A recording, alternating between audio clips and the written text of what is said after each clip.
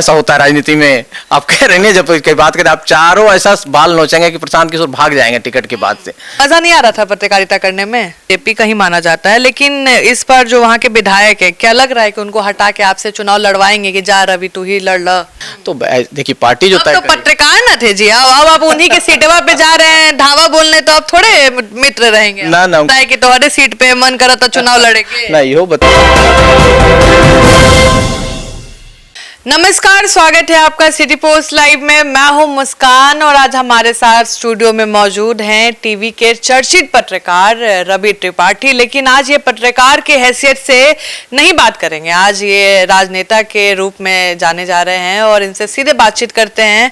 स्वागत है आपका राजनीति में। बहुत बहुत धन्यवाद मुस्कान। कहाँ पत्रकारिता छोड़ दिया, राजनीति का फैसला ले लिया? मजा नहीं आ रहा था पत्रकारिता करने में? नहीं, खूब मजा आया, खूब किए जम के। 24 साल के बाबू पत्रकारिता किए, 24 साल में सब कुछ किए। मतलब आपको स्टेट की पॉलिटिक्स भी कवर किए, शीला दीक्षित का दौर था, विधानसभा भी कवर किए, 13-14 साल पार्लियामेंट की पॉलिटिक्स भी कवर किए, जिसमें प्रधानमंत्री मोदी का पूरा दौर देखा मैंने। उसके पहले नगर निगम भी कवर किया, ऐसा नहीं है, मैंने पूरा स्टेप वाइज कवर किया है। कहाँ राजनीति में आने का मन किया? राजनीति में आने का मन इसलिए किया कि मेरा एक बैकग्राउंड है, तो मेरे मन में कसक था कि मैं काम छोड़ के आया था जिसको आगे कंटिन्यू करना है और लोगों की सहायता भी करनी है। क्योंकि हम जहाँ के रहने वाले हैं, बिहार का, हम लोग दिल्ली रहते हैं, लगभग 32 साल हो गया दिल्ली रहते हुए। और दिल्ली भी गए थे इसीलिए कि यहाँ पर पढ़ाई लिखाई उस समय नहीं होती। लालू के जंगल राज से परेशान होकर पिताजी ने पढ़ने के लिए भेजा था। तो अब वो दौर आ गया है कि आकर कुछ अपने आप को रिटर्न दिया जाए, मतलब माटी का कर्ज चुकाया जाए, जहाँ लगता है कि कुछ करने की ज़रूरत है। दिल्ली में हम राजनीति आसान था मेरे लिए। मैं बताना चाहूँगा आपको कि मैं और रेखा गुप्ता, जिस साल रेखा गुप्ता दिल्ली यूनिवर्सिटी की प्रेसिडेंट थी, उसी साल मैं दयाल सिंह कॉलेज का प्रेसिडेंट था, पहला बिहारी और पहला एबीपी का प्रेसिडेंट। और उस साल मुझे अपने काम के बदौलत बेस्ट यूनियन का अवार्ड मिला और मोस्ट एक्टिव प्रेसिडेंट का अवार्ड मिला यूनिवर्सिटी से। रेखा गुप्ता थी उस समय और वीसी थे, साहब गवाह थे। मैं रेखा जी से मिल के भी आया, गया था तो उनको चोट लगी थी, मिल के भी आया। तो मन में काम करने की इच्छा थी। उस समय कुछ ऐसी स्थितियां थी जिसकी वजह से मुझे अपना रास्ता बदलना पड़ा, पत्रकारिता में आया। और मुझे लगा कि पत्रकारिता में रहकर आप लोगों की सहायता जो वहाँ एक नेता कर सकता है, वो पत्रकार भी कर सकता है और पत्रकार उससे ज़्यादा अच्छा कर सकता है। क्योंकि हम सड़क पे भी घूमते हैं और हम संसद में भी घूमते हैं। पत्रकार लोग नेता बनना चाह रहे हैं, मतलब एक तरफ से पत्रकारिता बेस है क्या पॉलिटिक्स में जाने के लिए? नहीं, बेस तो नहीं है इसको कहा जाए, लेकिन यह है कि मन, जिसका मन है, जिसको मन है कि लोगों की सहायता करनी है और एक प्लेटफॉर्म, मतलब एंट्री लेकिन पत्रकार लोगों को मिल जाता है, ये तो है। नहीं, इसलिए कहाँ मिलता, देखो बहुत सारे लोगों को नहीं मिलता, चाहते तो बहुत सारे लोग हैं। लेकिन मैंने कहा ना, मैं पत्रकार ही नहीं हूँ, पॉलिटिशियन पहले भी रहा हूँ और मैं तो पीपीपी मॉडल में हूँ। पॉलिटिक्स, फिर पत्रकारिता, फिर पॉलिटिक्स में आया हूँ। 24 साल के गैप के बाद आया हूँ। लेकिन यह है कि मन में काम करने की इच्छा है और लगता है कि बिहार में काम करने का बहुत स्कोप है, अपने लोगों के लिए काम करना, जहाँ पैदा हुए। मैंने एक लाइन लिया है कि माटी का कर्ज चुकाना है और सबसे अपील भी कर रहा हूँ। मतलब मैंने अभी घूमा तो कई पंचायत में गया तो एक नई चीज़ में काम शुरू किया है कि हर पंचायत में, मान लीजिए हमारे किसी जगह का मैं रहने वाला हूँ, एक विधानसभा में लगभग 33-34 पंचायत होते हैं, तो हर पंचायत के कम से कम 2 से 4 लोग ऐसे होंगे जो मुंबई, दिल्ली, अमेरिका रहते हैं और बड़े लोग हैं। तो उनसे ये अपील कर रहा हूँ कि आप अपने पंचायत में आइए और अपने पंचायत के लिए एक काम कुछ कीजिए। प्राथमिक शिक्षा और प्राथमिक चिकित्सा, मतलब ये बेसिक चीज़ है जो मिलना चाहिए लोगों की नीड, तो उस पर काम करने का सोचा है। तो हमने एक शुरुआत करने जा रहा हूँ, आपको इनवाइट भी करूँगा, आप आइए। कि हमारे जानकार है जो अमेरिका में 27 साल से रहे हैं, IIT बनारस के पढ़े लिखे हैं और वो अपने स्कूल के लिए लाइब्रेरी डोनेट करने जा रहे हैं इसी दौर में। इसी 4-5 तारीख को मैं आपको इनवाइट करूंगा, आप आइए, स्वागत है। संग्रामपुर हाई स्कूल है और उनको इस बात का मलाल था कि वो पढ़ाई के दौर में एक किताब उन्होंने लिया अपने स्कूल से, जिसको वापस नहीं कर पाए आखिर में। उसके बाद IIT किया, उन्होंने विदेश चले गए 27 साल। रिटर्न में पूरा लाइब्रेरी गिफ्ट कर रहे हैं। हाँ, ये उन्होंने खुद प्रॉमिस किया है कि मामा, हमने ये सोचा है कि मैं एक किताब जो लेके गया था उसका कर्ज यही है कि आज मैं अपने स्कूल के लिए जाकर बातचीत कर एक लाइब्रेरी गिफ्ट करूँ स्कूल को। अच्छा, कहाँ से चुनाव लड़ना चाह रहे हैं ये बता? ना लड़े के तो चाहता नहीं चंपारण से ही, चंपारण के रहे वाला है हम। गोविंदगंज हमारे घर है, गोविंदगंज विधानसभा सीट बा। लेकिन पार्टी तय करी, पार्टी के हम कार्यकर्ता बनी, पार्टी से पहले भी जुड़ल, कोई नया आदमी नहीं कि हम संघ से 89 से हमारा नाता बा, संघ से, RSS से 89 में हम RSS से जुड़नी, फिर हम RSS के होल टाइमर रहनी 91 से 93, 2 साल हम होल टाइमर अपन समय दिले बानी। और बताइनी है कि चूँकि जंगल राज के समय ऐसा रहे कि लोग के मर्डर होते रहे। हमारे बड़का पिताजी के मर्डर भेल 94 में, वह धनबाद में, पते ना चल कैसे मर्डर हुए। उस समय पिताजी कहलन कि तू एजा से निकल जा, माहौल ठीक नहीं है, पढ़ाई कर ला भी जा, कहीं एग्जाम ना होते रहे। RSS का प्रथम वर्ष और द्वितीय वर्ष आरएसएस में ट्रेनिंग होता है, first year, second year, third year. तो हमारा एडमिशन होता है विद्यार्थी विस्तारक के तौर पर बीएसके कॉलेज मैथन में। और सोचिए कि इतना इंटरेस्टिंग है कि फर्स्ट ईयर हम करके आते हैं आरएसएस का, और हमारा एडमिशन होता है बीएसके कॉलेज में। हम सेकेंड ईयर कर लेते हैं आरएसएस का 92 में, लेकिन तब तक ना तो फर्स्ट ईयर का एग्जाम होता है अपने कॉलेज का और ना सेकेंड ईयर का होता है। एग्जाम दिए प्रमोटेड? नहीं, प्रमोटेड एग्जाम ही नहीं हो रहा था लालू राज में, सेशन लेट चल रहा था। आप पूछिएगा अपने पिताजी से भी, कम से कम 3-4 साल सेशन लेट चल रहा था उस समय, एग्जाम ही नहीं होता था। तब हम लोग दिल्ली जो लोग पलायन किए हैं उस समय स्टूडेंट्स, इसके पीछे रीजन था कि समय से एग्जाम होना बंद हो गया 90s के बाद। उसी लालू राज का ये भी एक बड़ा एग्जाम्पल था कि पढ़ाई लिखाई एकदम धीरे धीरे ठप होती चली गई। तो हम लोग पढ़ने के लिए दिल्ली भेजे गए कि जब पढ़ लिख लोगे थोड़ा ठीक ठाक आदमी हो जाओगे। तो आज जैसे ठीक ठाक आदमी हो गया फिर वापस बिहार आ रहे हैं। तो अब लगता है कि पापा ने सही कहा था कि बाहर जाओ, पढ़ो लिखो, कुछ समझो, दुनिया को देखो और फिर आकर अपने इलाके के लिए कुछ काम करो। रवि जी, गोविंदगंज सीट तो बीजेपी ही जीतती रही है और बीजेपी का ही माना जाता है, लेकिन इस बार जो वहाँ के विधायक है, क्या लग रहा है कि उनको हटा के आपसे चुनाव लड़वाएंगे कि जा रवि तू ही लड़ ल? ना भाई, हम दावा थोड़ा ही करता निकम का हटावे के, लेकिन हम कहें कि पार्टी अपना फीडबैक देखेला। पार्टी के पास सारा सोर्स बाटे ना जी, कई सारा चीज आवेला, सर्वे होला, तमाम पार्टी के लोग जाला बातचीत करेला। तो तमाम जो फीडबैक होकर आधार पर पार्टी फैसला ली। हमार इच्छा बा कि हम चुनाव लड़ी, वजह से हमारा मौका मिले। तो हमारा बैकग्राउंड भी हो जा बैठे, हमारे एक ब्लॉक में चाचा लोग ब्लॉक प्रमुख रहल, छोटा भाई ब्लॉक प्रमुख रहन, मामा हरेराज से नगर निगम के चेयरमैन बड़ा। तो हम सोशली वजह स्ट्रॉन्ग बनी और हमारा बैकग्राउंड भी बाटे। तो अगर हमारा मौका पार्टी देवे, हमको ऐसा नहीं कि ओकरे लाइल बने फिर मुंह फुला के भाग जाए हम दिल्ली कि ना हम चलते दिल्ली, हमारा टिकट ना मिलल। हम संगठन में काम करे लाइल बनी और लंबा समय काम करे लाइल बनी। मौका मिली तो हम खूब मन के काम करें और जमीन पर वो बताइए कि हमारा विजन। सांसद राधा मोहन सिंह के उम्मीदवार वहां से लग रहा है कि खड़े होने वाले हैं और सुन रहे हैं कि राजू तिवारी को भी वो सीट देने को तैयार नहीं है। राजू तिवारी से बात हुई है आपकी कभी? राजू तिवारी हमारे ऐलान कर चुके हैं कि उसी सीट से चुनाव लड़ेंगे चाहे जो हो जाए। राजू तिवारी तो मित्र हैं हम लोगों के, चूंकि दिल्ली में हम पत्रकारिता किए हैं और वो लोजपा से जुड़े हैं, तो कई बार आते हैं तो दिल्ली में मुलाकात होती है, गपशप भी होता है। तो देखिए पार्टी जो तो पत्रकार न थे जी, अब आप उन्हीं के सीटवा पे जा रहे हैं धावा बोलने, तो अब थोड़े मित्र रहेंगे? ना उनका फोन आ ही रहा है, थोड़ा पहला तो दोस्त के नाते ही फोन आयल कि भाई कहा सुननी है कि नौकरी छोड़ देला। हाँ, नौकरी छोड़ देनी। फिर नहीं बताया कि तुम्हारे सीट पे मन करा तो चुनाव लड़ेंगे? ना, यो बताई नहीं करने के लिए, ये सब बात तो पार्टी तय करी, हम थोड़ी तय करें। बताइए, तो हमें बड़े सीनियर नेता तय करेंगे किसको वहां से चुनाव लड़ना है। जिसको चुनाव लड़ने का मौका मिलेगा उसके साथ खड़ा होना पड़ेगा, वो भी एनडीए के कैंडिडेट होंगे। अब राधा मोहन जी तो हम लोग के राजनीतिक गुरु, उनसे तो मिले हैं? हाँ, राधा मोहन से रिश्ते हैं आपके? बहुत अच्छा रिश्ता है। राधा मोहन जी हम लोग के कहा जाए लोकल गार्जियन दिल्ली में रहे हैं, क्योंकि देखिए हम 89 से संघ से जुड़े, 93 से हम दिल्ली में हैं और राधा मोहन जी 89 से सांसद हैं। सोचिए, 2-3 बार हारे, 10 चुनाव लड़े, उनका भी बड़ा अनुभव है। हम लोग उनको भीष्म पितामह वहाँ के लोग कहते भी हैं अपने इलाके के, और उनका जो अनुभव है उसकी कोई सानी नहीं है। भाई प्रदेश अध्यक्ष रहे, केंद्रीय मंत्री रहे, एक एक चीज को वो जानते हैं। तो उनको राधा मोहन सिंह जी को टालकर कोई काम नहीं कर सकता है, कहीं भी नहीं कर सकता है। ये अनुभव है, जो गुरु है उससे सीखना भी चाहिए। तो राजनीतिक तौर पे हम उनको गुरु ही माने हुए हैं, क्योंकि सबसे पहले हम उन्हीं से बात कर बिहार की राजनीति में आए। बिहार की राजनीति में आना है, चुनाव लड़ना। उनसे मिल गया है कि आप सीटवा देंगे रवि, तुमसे बात, तुम्हारे लिए बात करेंगे? नहीं, ये आश्वासन क्यों दे, अभी क्यों आश्वासन ना दी। ये तो पार्टी, सब लोग जानता है कि पार्टी तय करी। पार्टी में जब सारा नेता बैठे लाए, एक रिपोर्ट जिला से जाई, एक रिपोर्ट स्टेट से जाई, फिर सेंटर में बैठी, सीईसी बैठी, तो मैं तमाम लोग बैठी। ये प्रोसेस सबको पता है रवि जी, लेकिन ये बताइए कहीं ना कहीं से आश्वासन मिला होगा, तभी तो इतना बड़ा कदम लेके आप आए हैं बिहार विधानसभा चुनाव में।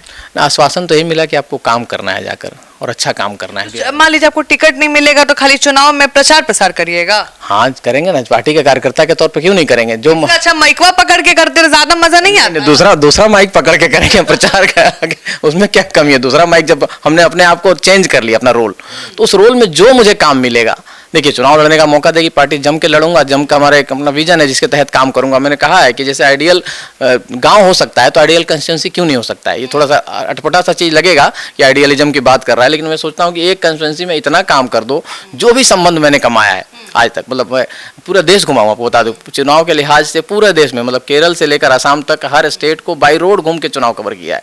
और मेरा जो विश्लेषण रहता था वो माना जाता था। सुधीर चौधरी हमारे संपादक थे, कहते थे रवि ढूंढो कहाँ है, रवि क्या बता रहा, उसी की बात मानी जाएगी किसकी सरकार बन रही है।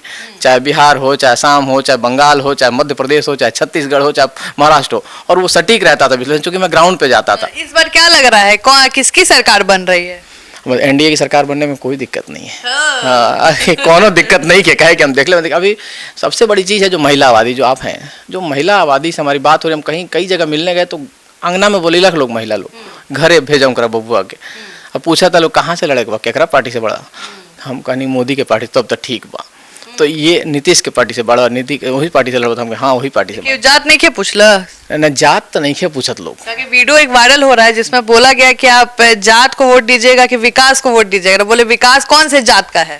नहीं, ये आप कह रही हैं तो बड़ा इंटरेस्टिंग है। 2015 का चुनाव जब हम कवर करने आए थे तो हमको याद है कि हम बेगूसराय में लोगों से बात कर रहे थे वोटिंग के दिन कि किसको मत वोट दिया अब देने जा रहे हैं, तो बोलते थे विकास को। तो जिससे पूछिए वो विकास को, हम बोले विकास बांटे कहाँ, पहले ढूंढल जाओ। तो ये विकास तो ये लोग भी बहुत स्मार्ट हैं, ध्यान रखिएगा। अब जनता मूर्ख नहीं है, जनता बहुत स्मार्ट है। जनता जानती है कि आपको क्या पूछना है और आपको क्या बताना है, लेकिन वोट कहाँ करना है उसको ये पता है। तो सारे बरगलाने के बावजूद भी लोगों को दिखता है कि 2005 से पहले बिहार क्या था। जिसने जंगल राज देखा है और जिन्होंने जंगल राज नहीं देखा उनको बताने वाले भी लोग हैं कि अगर वो राज आ गया गलती से तो क्या होगा। आप अभी महिलाओं की बात कर रहे थे और नीतीश कुमार महिलाओं को साधने में बहुत आगे रहते हैं और कहीं ना कहीं नीतीश कुमार महिला वोटर्स की वजह से अभी तक बने हुए हैं। और अभी आपको पता होगा कि वोटर अधिकार यात्रा चल रहा था जिसमें प्रियंका गांधी को लेकर आ गए, तेजस्वी यादव रोहिणी आचार्य को लेकर आ गए, तो लग रहा है कि महिला वोटर्स उधर भी जाएंगी। लगता नहीं। देखिए खाली नेताओं के आने से काम नहीं होता है, आपका काम दिखना चाहिए। आप ग्राउंड पे देखिए नीतीश कुमार की जो पॉपुलैरिटी है, चाहे वो शराबबंदी की वजह से हो, चाहे उसके बाद उनकी स्कीम जीविका स्कीम की वजह से हो, चाहे इतने सारे जो स्कीम्स चलाते हैं। हम आपको बता रहे हैं एक घटना बताते हैं। हम जब 2015 चुनाव में आए थे उस समय लालू और नीतीश चुनाव लड़ रहे थे। तो मैं गया मुंगेर कार्यक्रम करने के लिए, गंगा जी के अंदर नाव पर लोग के साथ बैठ के कार्यक्रम करना। उससे पहले चाय पी रहे थे एक चाय वाले के साथ। तो चाय वाले ने से हमने पूछा ऐसे कि क्या हो केकर चुनाव सरकार बनतई वहाँ के लैंग्वेज में। तो महिला बोली नीतीशे के बनते। हमको काहे रे, तो काम कलखई है, लड़की के साइकिल दिलखई है, बस्ता दिलखई है, ड्रेस दिलखई है, सब चीज़ मतलब तारीफ सुन उसने गिनाना शुरू कर दिया। तो ये तारीफ नीतीश कुमार के लिए लोगों के जहन में है बिना बताए। आज भी देखिए कि महिलाएं 2020 के चुनाव में भी नीतीश कुमार 43 सीट लेकर आए तो उसके पीछे महिला फोर्स है। और खाली महिला नीतीश कुमार नहीं, प्रधानमंत्री मोदी का भी उतना ही लोगों में क्रेज है। 2020 में जिस तरह से लोगों के घर में अनाज मिला, मुफ्त अनाज जो देने सरकार ने स्कीम चलाई कोरोना के दौर में। लोग कहते थे ना कि भाई हमारे पड़ोसी ने साथ नहीं दिया, हमारा भाई नहीं पूछ रहा है, लेकिन मोदी वहाँ बैठा हुआ पूछ रहा था। वो कैंपेन में देखिए अब चला था क्या तमाम चीज़। तो ये दो जो जोड़ी है ना, डबल इंजन, मोदी और नीतीश कुमार, इसके आगे कुछ नहीं है। मुझे लगता है 80% महिलाओं का वोट एनडीए को जाएगा। देखिएगा उसमें मुस्लिम महिलाएं भी वोट करेंगी, क्योंकि जिस तरह से काम हो रहा है महिलाओं के लिए, एक तरफा काम। और बिहार तो मुझे लगता है एग्जाम्पल है कि 50% आपने सबसे पहले रिजर्वेशन दिया पंचायत चुनाव में, नौकरी में आप आरक्षण दे रहे हैं, लड़कियों को प्रमोट जिस तरह से कहा जा रहा है। मैं लड़कियों को देख रहा हूँ पढ़ते हुए, 10th क्लास में बढ़िया रिजल्ट लाती हैं तो उनको पैसा घर में जाता है, फिर आगे 12th ग्रेजुएशन। तो ये एक स्कीम है ना जी। तो महिला आबादी को जितना प्रमोट करने के लिए यहाँ काम हो रहा है और उसमें डबल इंजन मिल के और काम कर रहा है, तो लोगों को नीतीश कुमार और मोदी में पूरा भरोसा है। महिलाओं को थोड़ा थोड़ा और काम करने की जरूरत है। जिस सेक्टर पर वो काम होगा, इंडस्ट्री जैसे बात हो रही है कि 50 लाख रोजगार दिया, अगले 5 साल में 1 करोड़ रोजगार के लिए बात है। तो प्लान है कि हर जिले में 2-2 इंडस्ट्री लगे। जी अब ये बताइए कि प्रशांत किशोर का नाम सुने हैं? बिल्कुल सुने हैं। क्या लग रहा है, क्या करेंगे इस चुनाव में? नहीं, वो अपना कोशिश कर रहे हैं। देखिए उनका काम भी है, हर सेक्टर अपना काम करता है, विपक्ष का अपना एक रोल होता है। और अच्छी बात है कि वो जितना आगाह करेंगे उस कुछ चीज़ों को हम इस्तेमाल करके उसका पब्लिक में लेके जाएंगे, उसका फायदा। लेकिन बेवजह का जो आरोप लगा रहे हैं उससे काम नहीं होता है। देखिए केजरीवाल की पॉलिटिक्स आपने देखी और कैसे भरभरा कर गिर गया केजरीवाल। वो आरोप भी लगाते थे और माफ़ी भी मांगते थे। कोर्ट में नितिन गडकरी जी से माफ़ी मांगा उन्होंने, अरुण जेटली जी से माफ़ी मांगा, पता नहीं कितने माफ़ी मांगा उनको, माफ़ी केजरीवाल कहने लगे थे। तो अभी वही लाइन ऑफ पॉलिटिक्स लेके ये चल रहे हैं यहाँ पर। लेकिन प्रशांत किशोर, दिल्ली में अरविंद केजरीवाल और यहाँ बिहार में प्रशांत किशोर, यहाँ जनता बहुत समझदार है, अलर्ट है। इतना भीड़ लेके जा रहे हैं, अब उनके अगर कोई भी सभा को देखिएगा एकदम भीड़ जमा, एकदम भरा रहता है, कचाकच भरा रहता है। भीड़ कभी भी वोट का पैमाना नहीं है, मैं मानता हूँ। मैंने इतने चुनाव, वोट देने वाला कोई और है, देखने वाला कोई और। लोग कैंपेन का जो स्टाइल है, जो भी वो कर रहे हैं तरीके से, अपना जो पैसा खर्च करके जिक्र, लोग भीड़ आ रही है, भीड़ का पैमाना। पैसा तो आपके पार्टी के पास भी है। नहीं, पैसा तो है तो कैंपेन में दिखेगा, ऐसा थोड़ा कैंपेन में दिखेगा, कैंपेन तो चलेगा। पैसा सबके पास है, पैसा की बात हम नहीं कह रहे हैं कि जिस तरह से जाकर लोगों को बरगला रहे हैं, लोग एक बार आते हैं थोड़े थोड़े झांसे में, लेकिन लोगों को पता है कि आखिरकार लड़ाई किसमें होनी है, महागठबंधन और एनडीए। हाँ, एनडीए और महागठबंधन। जन स्वराज को आप लोग कंसीडर भी नहीं कर रहे हैं? कौन नहीं लग रहा है मामला? सी वोटर सर्वे लेके आया है कि अब 2 में कंपटीशन है, महागठबंधन और प्रशांत किशोर। नहीं, हकीकत यही है। देखिएगा ना, आते आते अभी क्या है ना, शुरुआत में आके अकेले ग्राउंड खाली था, डंडा भांज के चले गए। ठीक है, अब लड़ाई असली शुरू होगी। लड़ाई चुनाव का लड़ाई शुरू होता है कैंडिडेट के बाद से। और अभी देखिएगा उनके पार्टी में कितना सिर फुटबल होगा। उन्होंने 5-5 भावी उम्मीदवार दे दिया एक विधानसभा में, और भावी उम्मीदवार में जब एक को टिकट मिलेगा तो 4 क्या करेगा प्रशांत किशोर का? सारे बोल रहे हैं कि चारों साथ में रहेंगे और एक दूसरे के साथ कोऑपरेट करेंगे। आपको क्या लग रहा है, बागी हो जाएंगे? आपको लगता है ऐसा होता है राजनीति में? आप कह रहे हैं जब की बात करें, आप चारों ऐसा बाल नोचेंगे कि प्रशांत किशोर भाग जाएंगे टिकट के बाद से, और उसके बाद जो स्थिति बनेगी वो क्लियर कट स्थिति है कि लोग बीजेपी के साथ होंगे। नौजवानों के लिए बीजेपी के पास पूरा प्लान है कि विधायक बनने के लिए हमको जितना पता है कि 5 करोड़ का तो लगता है पैसा, तो उतना पैसा रखे हैं ना पॉकेट में रवि जी? पैसा तो लगेगा, पैसा खर्चा जहाँ से होगा दोस्तों का समर्थन मिलेगा, तमाम और लोग आएंगे साथ में। इतने कमाई जो हमने की है वो भी तो दोस्तों की कमाई है ना, हमारे साथी हैं, दोस्त हैं, पार्टी है, सब मिलकर जो पैसा खर्च होता है वो तो आएगा ही पैसा खर्च। ऐसा नहीं है कि हम बहुत कमाई करके रखें। हम लोग का पैसा क्या होता है, ग्रेचुटी का पैसा जो मिलेगा वो आएगा पीएफ का पैसा निकाल के लगाएंगे, तो सरकार की कमाई तो यही है ना। लेकिन जो भी दोस्त हमारे हैं, जब चुनाव में जो खर्चा होता है, आपके दोस्त यारी तो खड़े होते हैं आपके साथ, तो वो साथ खड़े होने को तैयार हैं सबके। अच्छा काम करने के लिए मैं निकला हूँ, ऐसा कुछ नहीं है कि मैं पैसा कमाने के लिए आया हूँ ना। नाम भगवान ने दे दिया, खूब नाम कमा लिया, पैसा भी कमा लिया, अब काम कमाना है, ग्राउंड पे जाकर लोगों की सेवा करने जो कर सकता हूँ, जितना सक्षम हूँ और जितना संबंध मैंने कमाया है, जो भी मेरा अनुभव है उसको लगाकर अपने इलाके में कुछ काम करने का मन। आखिरी सवाल, विधायक बनते हैं तो वो 3 काम बताइए जो आप अपने क्षेत्र में करेंगे।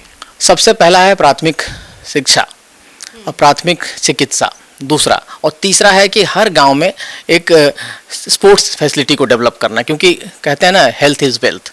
मैं देखा है कि गांव में हेल्थ फैसिलिटीज बंद हो गई, खेल बंद हो गया। आप तो नहीं रही होंगी गांव में उतना, लेकिन हम लोग गांव में पले बड़े हैं, तो गांव में एक वॉलीबॉल, कबड्डी, ये सब चीज़ें थी, अब पता नहीं वो किस तरह से गायब हो गई, क्योंकि यूथ नहीं थे, लेकिन अब यूथ आ रहे हैं। एक और इंटरेस्टिंग बात मैं बताऊं आपको, मैं इस पेड़ के दौर घूम रहा था तो 2020 में जो बच्चे वर्क फ्रॉम होम करने के लिए बिहार आ गए थे डर के मारे, वो बच्चे यहाँ सस्टेन कर रहे हैं। आज भी 30% से लेकर 40% बच्चे यहाँ गांव में हैं, और मैं उन पर काम करने जा रहा हूँ।